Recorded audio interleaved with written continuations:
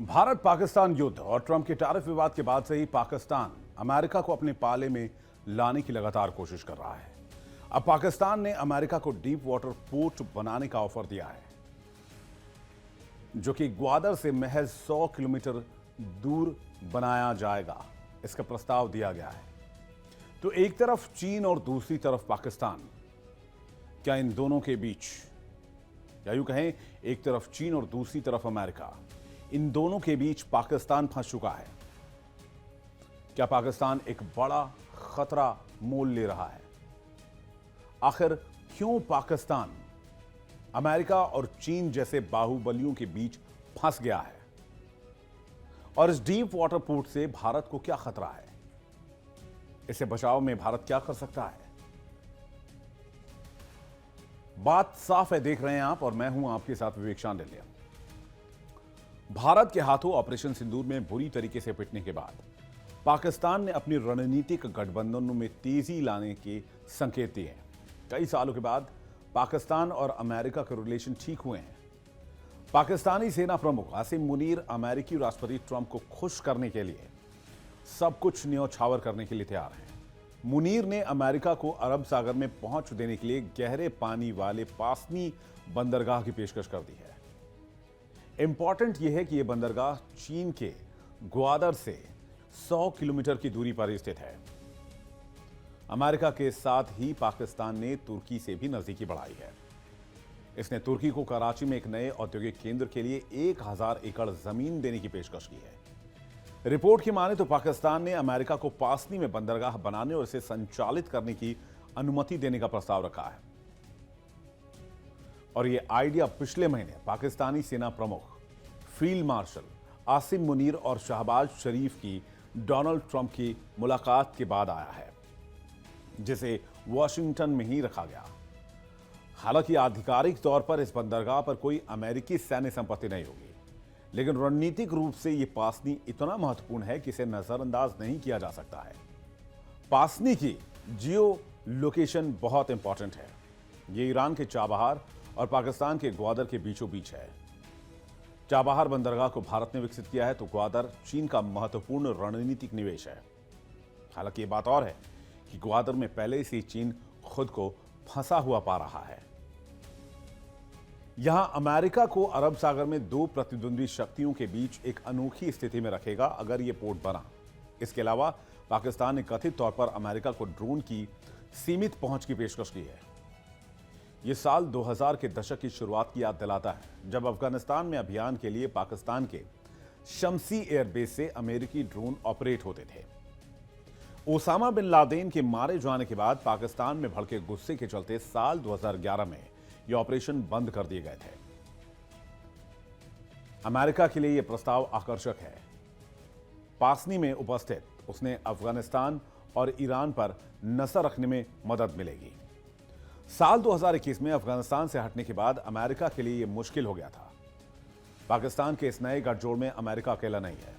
इसी साल अप्रैल में शहबाज शरीफ ने तुर्की के राष्ट्रपति तैयब एर्दोआन को कराची में इंडस्ट्रियल पार्क में एक एक्सपोर्ट यूनिट लगाने के लिए 1000 एकड़ मुफ्त जमीन की पेशकश की थी। यह इलाका कर छूट के साथ ही मध्य एशिया और खाड़ी देशों के लिए सीधे शिपिंग मार्ग प्रदान करेगा, जिससे परिवहन लागत में लगभग 75% की कमी आएगी। तुर्की से बढ़ती नजदीकी भारत के लिए चिंता की बात है, खासतौर पर जब अंकारा ने इस साल मई में ऑपरेशन सिंदूर के दौरान पाकिस्तान का खुलकर समर्थन किया था। 60 के दशक की शुरुआत से ही पाकिस्तान हथियारों और भू राजनीतिक रियायतों के लिए चीन अमेरिका के साथ सौदे करता रहा है। जनरल अयूब खान ने 1963 में शख्सगाम घाटी का 5180 स्क्वायर किलोमीटर एरिया चीन को सौंप दिया था। 1971 में जनरल याहिया खान ने अमेरिका चीन के बीच सुलह कराई थी। वहीं 2000 के दशक में जनरल परवेज मुशर्रफ ने अमेरिका को सौंपे गए पाकिस्तानी नागरिकों पर लाखों डॉलर के इनाम का दावा किया था। मौजूदा पाक सेना चीफ मुनीर भी दो नावों में सवार नजर आ रहे हैं। दरअसल ऑपरेशन सिंदूर के दौरान पाकिस्तान ने समुद्र में खुद को भारत के सामने असुरक्षित पाया। उसका अपने बंदरगाहों को लेकर बहुत डर था। पाकिस्तान आयात और निर्यात के लिए कराची बंदरगाह पर डिपेंड करता है। भारतीय नौसेना की नाकेबंदी उसकी अर्थव्यवस्था को खतरे में डाल सकती है। ऐसे में वो नए विकल्प देख रहा है। लेकिन क्या भारत को चिंतित होना चाहिए? पाकिस्तान का बदलते गठबंधन का भारत के लिए बहुआयामी असर होगा। भारत के चाबहार टर्मिनल से सिर्फ 300 किलोमीटर की दूरी पर स्थित पासनी बंदरगाह पश्चिमी तट पर सामरिक संतुलन को बदलने का खतरा पैदा करता है। अगर वॉशिंगटन को यहां पर एक्सेस मिलता है तो यह निगरानी का एक त्रिकोण पूरा कर देगा, जिसके बीचों बीच भारत आ जाएगा। अमेरिका पाकिस्तान के बीच संभावित ड्रोन सहयोग सुरक्षा चिंताओं को भी बढ़ा सकता है। भारत की पश्चिमी सीमा के पास बढ़ी हुई निगरानी क्षमता इस्लामाबाद को खुफिया जानकारी दिला सकती है। इसके साथ ही कराची में तुर्की की बढ़ती आर्थिक भूमिका दोनों की साझेदारी को मजबूत करती है, जो अक्सर भारत के खिलाफ रही है। लेकिन कुल मिलाकर पाकिस्तान की बहुआयामी कूटनीति अब 3 धुरियों तक फैल गई है। यानी पाकिस्तान की हालत ठीक उसी तरह है जैसे एक मकड़ी की होती है। मकड़ी को लगता है कि वो अपना घर बना रही है, लेकिन मकड़ी की मौत उसी जाल में फंसकर हो जाती है जिसे वो अपना घर मानकर तैयार करती है। वैसे प्रस्तावित पासनी बंदरगाह और ड्रोन सहयोग के जरिए पाकिस्तान अमेरिका के साथ सुरक्षा और खुफिया जानकारी साझा करने की फिराक में है। वहीं कराची निर्यात प्रसंस्करण क्षेत्र के साथ अगर वो जाता है तो इसके जरिए तुर्की के साथ वो मैन्युफैक्चरिंग और व्यापार को आगे बढ़ाना चाहेगा। वहीं ग्वादर और बेल्ट एंड रोड पहल के माध्यम से चीन के साथ बुनियादी ढांचा और मजबूत संपर्क को बनाए रखने की कोशिश में है। लेकिन इन साझेदारियों को संभालना इसके लिए इतना आसान नहीं होगा। ये ठीक वैसे ही है जैसे लोहे के चने चबाने हों। चीन पाकिस्तान का सबसे बड़ा निवेशक बना हुआ है, जिसने ग्वादर और बिजली परियोजनाओं में अरबों डॉलर निवेश किया है। आंकड़े बताते हैं कि $60 बिलियन चीन ने पाकिस्तान में निवेश किया है, खासकर ग्वादर और सीपेक में। बीजिंग ग्वादर के पास अमेरिका के किसी भी पैर जमाने को अपनी समुद्री पहुंच के लिए एक सीधी चुनौती के रूप में देखेगा।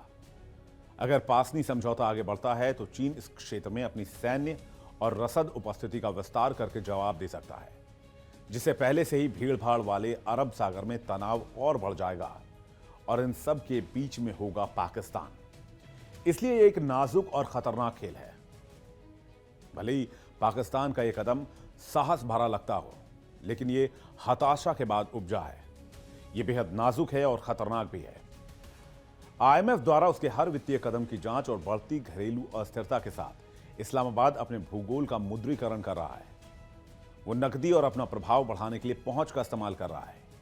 फिर भी उसके कदम में विरोधाभास स्पष्ट है, क्योंकि वो एक तरफ चीन को बुलाए हुए है तो दूसरी तरफ अमेरिका को आमंत्रित कर रहा है। और दुनिया जानती है चीन और अमेरिका में 36 का आंकड़ा है। ग्वादर में चीनी वित्तीय मदद पर निर्भर रहते हुए पासनी में अमेरिकी निवेश की मेजबानी पाकिस्तान नहीं कर सकता है। साथ ही खाड़ी देशों से तटस्थता की उम्मीद करते हुए तुर्की के साथ सैन्य संबंधों को गहरा नहीं कर सकता है। साफ तौर पर पाकिस्तान दो धारी तलवार पर है। यानी मुनीर की चाल जोखिम से खाली नहीं है। पाकिस्तान चीन का भारी कर्जदार है, जिसने महत्वाकांक्षी सीपेक परियोजना में अरबों डॉलर लगाए हैं और ग्वादर से सिर्फ 70 मील दूर वॉशिंगटन को एक प्रतिद्वंदी बंदरगाह की पेशकश बीजिंग को नाराज करने वाली है, जो ग्वादर को अपनी बेल्ट एंड रोड पहल को केंद्र बिंदु मानता है। चीन पहले ही पाकिस्तानी बुनियादी ढांचे का समर्थन कर चुका है और भारत के साथ झड़पों में इस्तेमाल होने वाले विमानों सहित महत्वपूर्ण हथियार प्रणालियां प्रदान कर चुका है। ऐसे में पाकिस्तान अपने एकमात्र विश्वसनीय संरक्षक को अलग थलग करने का जोखिम नहीं उठा सकता है, या यूं कहें उसे अमेरिका से बांट नहीं सकता है। लेकिन फिर भी पाकिस्तान ने ऐसा किया है तो जाहिर सी बात है अमेरिका और चीन में तनाव और टकराव दोनों बढ़ेंगे। और अगर अमेरिका और चीन दोनों बलूचिस्तान के इलाके में भिड़े तो नुकसान पाकिस्तान का होगा। पाकिस्तान किसी भी कीमत पर दो सुपर पावर को बैलेंस नहीं कर पाएगा, जिसके बाद पाकिस्तान का बिखरना तय माना जा रहा है। बात साफे में फिलहाल इतना ही। चलते हैं न्यूज रूम और करते हैं इस मुद्दे पर विस्तार से चर्चा।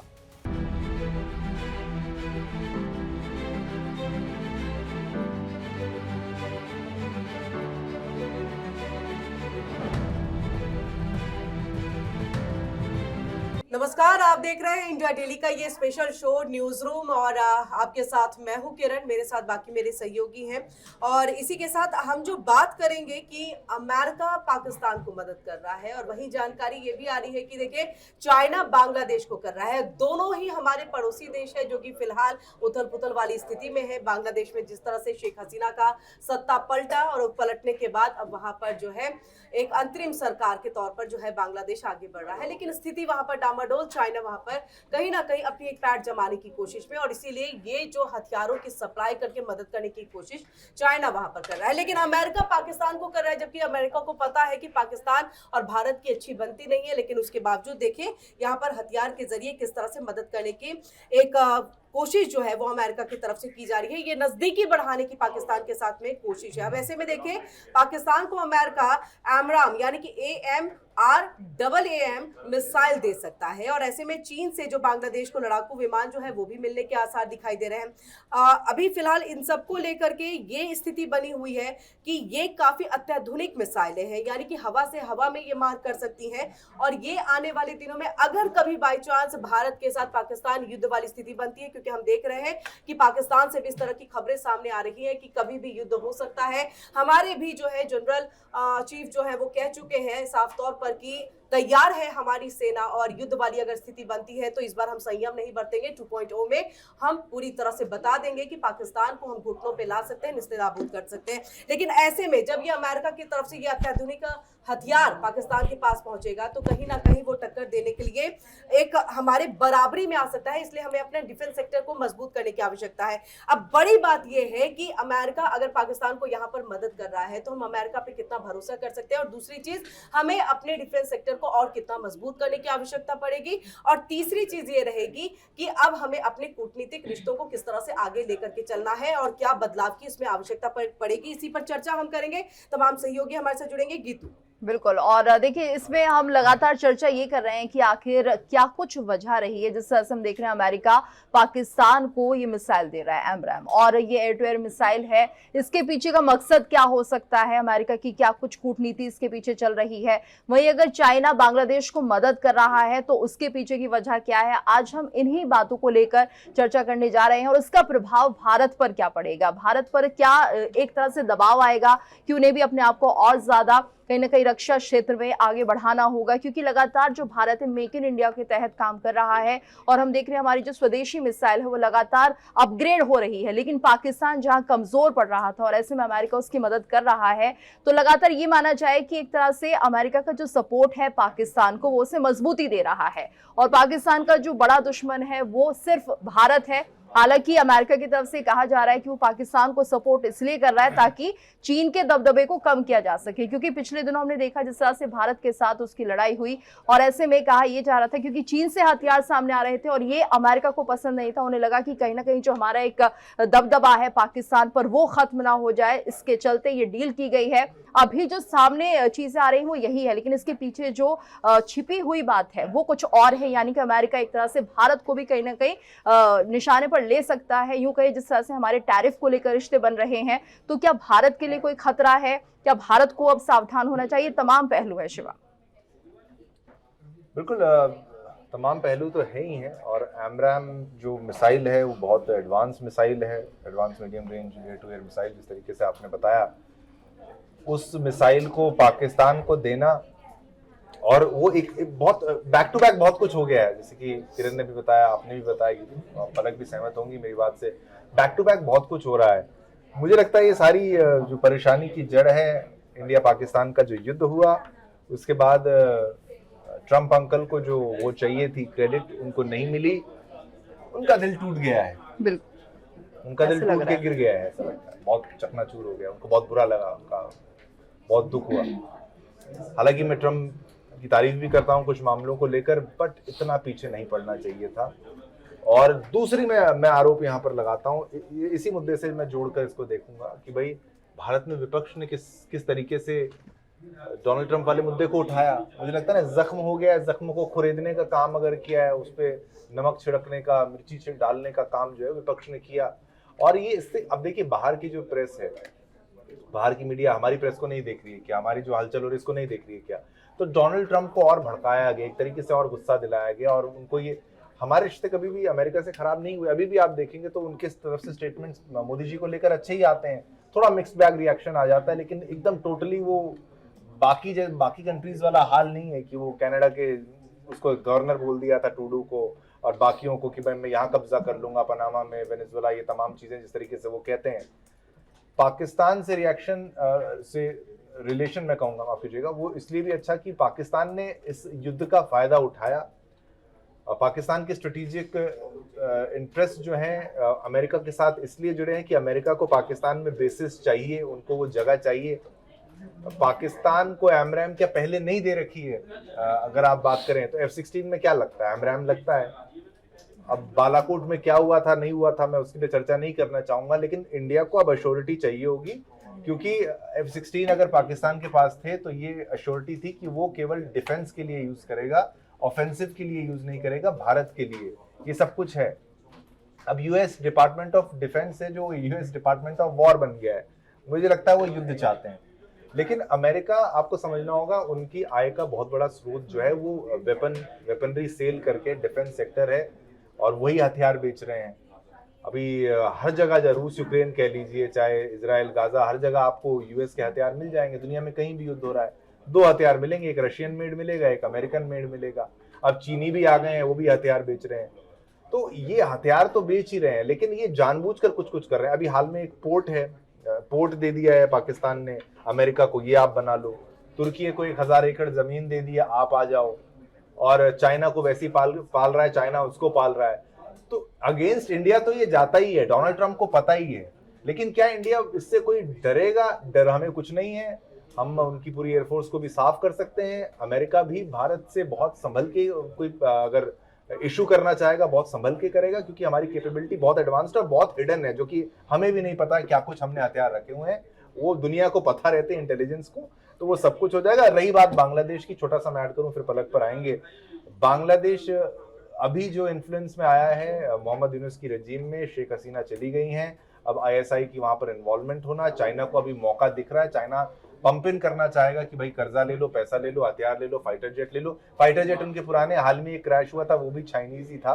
तो अब ये होगा, ये इसको आप रोक नहीं सकते। बांग्लादेश का तो मैं एक ही इलाज बताता हूँ कि भाई हमें अपना जमीन वापस लेनी चाहिए, बट वो थोड़ा सा लोग उसका मजाक ही उड़ाएंगे। पलक, देखिए, फॉरेन डिप्लोमेसी में 4 टर्म्स होती हैं। एक होती है परमानेंट फ्रेंड्स, एक होती है टेम्परेरी फ्रेंड्स, और एक होते हैं फ्रेनेमी, और एक होता है एनिमी। मतलब ये 5 आपके रिलेशंस होते हैं किसी कंट्री के साथ। एज ऑफ नाउ अगर हम अमेरिका की बात करें, अमेरिका हमारा ना परमानेंट फ्रेंड है, ना हमारा टेम्परेरी फ्रेंड है, और ना ही हमारा एनिमी है। अमेरिका है हमारा फ्रेनेमी, और सेम रिलेशन जो है वो अभी चाइना के साथ भी, उसे हम एनिमी में नहीं रख सकते हैं कैटेगरी में, कि आप इन देशों के साथ दुश्मनी जो है वो कर सकें। अभी जो ये सब डेवलपमेंट्स हाल फिलहाल में हो रही हैं कि अमेरिका की पाकिस्तान के साथ नजदीकियां, चाइना की बांग्लादेश के साथ नजदीकियां, पाकिस्तान की बांग्लादेश के साथ नजदीकियां, दिस इज नो जोक। अगर हम अपने देश के पॉइंट ऑफ व्यू से बात करें, हमारे जो आसपास के पड़ोसी मुल्क हैं उनके साथ हमारे जो रिश्ते हैं वो अभी से नहीं, पिछले लंबे समय से अगर हम बात करें 70-75 ईयर से इसी तरीके के रहे हैं। और इसलिए हमारी स्ट्रैटेजी जो है वो बेस्ट टू बेस्ट और वर्स्ट टू वर्स्ट के लिए प्रिपेयर होनी चाहिए। आई एम श्योर वो हो भी रही होगी स्ट्रैटेजी उस तरीके से। लेकिन अमेरिका के साथ हम कह सकते हैं जो ये ट्रम्प का टेन्योर रहा है उसमें सबसे लोएस्ट तो नहीं, लेकिन सबसे कॉम्प्लेक्स हम कह सकते हैं कि हमारे अभी रिलेशंस जो है वो अमेरिका के साथ नजर आ रहे हैं। कि अमेरिका एक तरफ तो बार बार डोनाल्ड ट्रम्प जी ट्वीट करते हैं और कहते हैं I am Modi's friend, India is a great country. खैर उनकी तो बात क्या ही कहनी, वो तो पाकिस्तान को भी ग्रेट समझते हैं जो आप आतंकवाद को एक्सपोर्ट करता है पूरे विश्व में। तो बात यह है कि डोनाल्ड ट्रंप और अमेरिका आखिर में चाहता क्या है। मुंह पर तो आप कह रहे हैं दोस्त, और फिर उसके बाद पीठ पीछे आप हमारे ही जो एनिमी कंट्रीज हैं उन्हें आप डिफेंस सपोर्ट दे रहे हैं। चाइना के साथ भी सेम चीज जाती है। तो अभी जो हम कैटेगराइज कर रहे हैं अलग अलग कंट्रीज को कि अगर हम रशिया को परमानेंट फ्रेंड बोलते हैं, तो अभी जो चाइना और अमेरिका है वो सेम हमारे एक आप देखेंगे उस पर है कि दोनों फ्रेनेमी है। हमें इनके साथ संबंध भी अच्छे रखने पड़ रहे हैं, दुश्मनी हम इनके साथ करना नहीं चाहते हैं, और भाई दूसरी तरफ दोस्त ये हमारे हैं नहीं। और आगे ये और कॉम्प्लेक्स इसलिए हो रहा है क्योंकि हमारी एनिमी कंट्रीज के साथ इनकी दोस्ती जो है वो डिफेंस में एक सहयोग के तरह जो है वो तब्दील हो रही है। बाकी बात रही चाइना और अमेरिका के जो विमान हैं या फिर वहाँ के जो डिफेंस के हम बात करें अलग अलग, उसकी तो अभी हमने हाल फिलहाल में देखी है कि जो वर्ल्ड में बेइज्जती हुई है।